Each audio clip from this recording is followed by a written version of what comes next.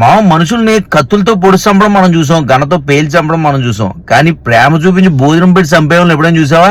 Tiger మాయ రాత్రి రంజాన్ దావత్కి మమ్మల్ని కేకేస్తే friends అందరం కలిసి వాళ్ళ ఇంటికి దావత్కి వెళ్ళాం. అక్కడ మా పరిస్థితి ఏంటో తెలుసా? మాయ పెట్టిన ఫుడ్ తినలేక చచ్చిపోయాం. మాయ ఈ వీడియో లాస్ట్ వరకు చూడు తెలుస్తుంది. మాయాలు ఇంటికి వచ్చాం, అక్కడ ఆ చివరి నుంచి వస్తుంది స్మెల్.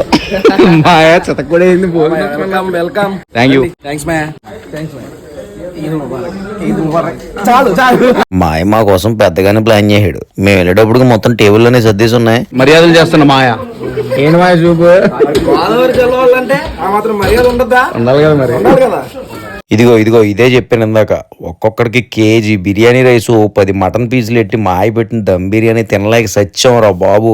ఆ పీస్ చూసారు అసలు ఎంత బాగుడికిందో, భలే ఉంది టేస్ట్ అయితే. అబ్బా ఎంత తిన్నట్టు లేదు అసలు, తెగ తినేసాం. తిని చచ్చిపోతే ఎవరిది మాయ రెస్పాన్సిబిలిటీ? అసలు మమ్మల్ని చంపేస్తా కేకేసావు కదా నువ్వు. మాయా ఎలా ఉంది ఫుడ్? సూపర్ మాయా. మాయా పొట్ట ఖాళీ పొట్టతో వచ్చాం, కడుపు వచ్చినట్టు అయిపోయింది ఇప్పుడు మా పరిస్థితి. కాదు మా సబ్స్క్రైబర్లు ఫాలోవర్ల మీద ఉన్న ప్రేమ అంతా మేమే చూపించాను నేను. ఎందుకంటే మరి వాళ్ళందరినీ పిలిచి నేను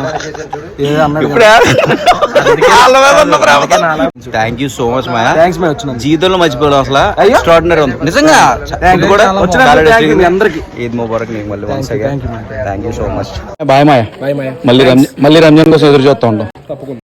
ప్లాన్ చేసుకున్నాం తప్పకుండా.